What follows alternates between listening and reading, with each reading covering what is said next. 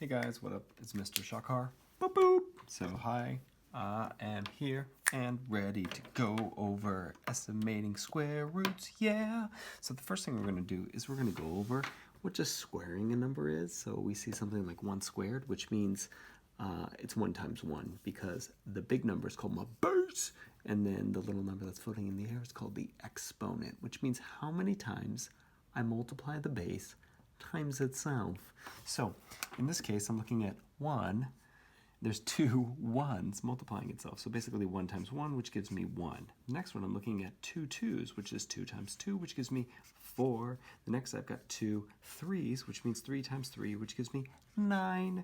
And next, I've got 4 times 4, which gives me 16. And then 5 times 5 gives me 25. And 2 6s gives me 36.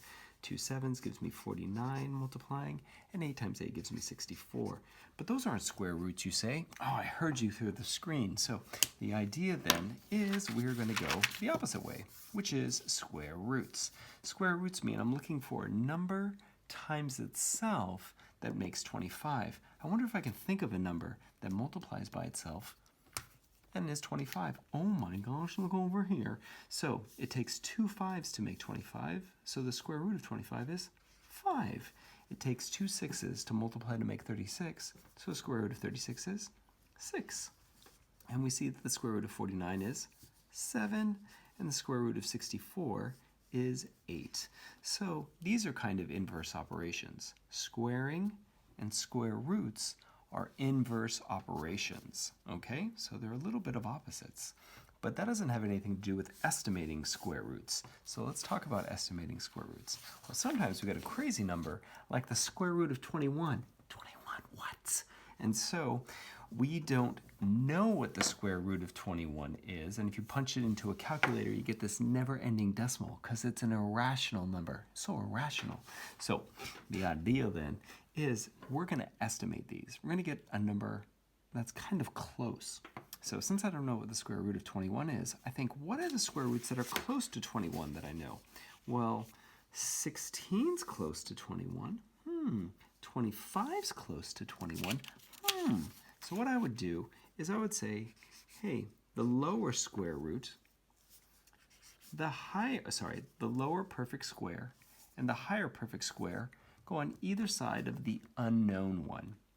And then I say to myself, hey, Mr. Shakar. And I'm like, yeah, what's up? How far away is 16 away from 21? Well, it's about 5 away. 5 away from each other. And how far is 21 away from 25? Well, it's about 4 away. All right? That means that if I was on a number line, the root of 21 would be closer to the root of 25, meaning it's more than halfway up to the root of 25. Now you may have forgotten because it's such a long video, but the square root of 16 is 4, and the square root of 25 is 5.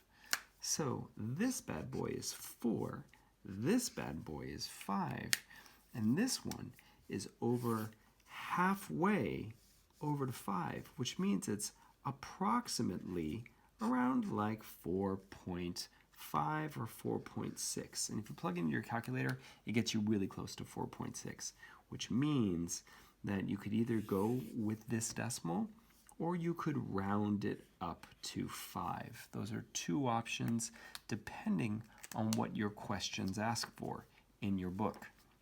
And you might be like, wait a second, what if they give me big old numbers? And I said big old numbers? And I'm like, yeah.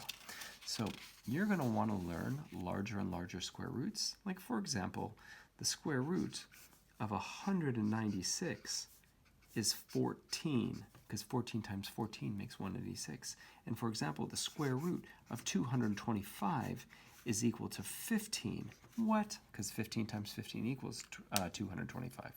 So what if I gave you something like, hey, I was wondering what the square root of 200 was. And I'd be like, I don't know what the square root of 200 is, but I could go ahead and I could write the perfect square lower than 200, and I could write the perfect square higher than 200, because it's between 14 and 15. And I'd say, how far away is 196 from 200? Well, that's only 4 away. That's pretty close. How far is 200 from 225? That's 25 away. That's really far away. So what I'm finding is that it is a lot closer to 196 than it is to 225. Now, if we remind ourselves, the square root of 196 is 14. The square root of 225 is 15. These are not 11s. These are like arrows, like pointing us down, or equal signs. And then I would say that the square root of 200 is really close to 14 because it's only 4 away from the perfect square of 14, whereas this one's 25 away from the square root of 225.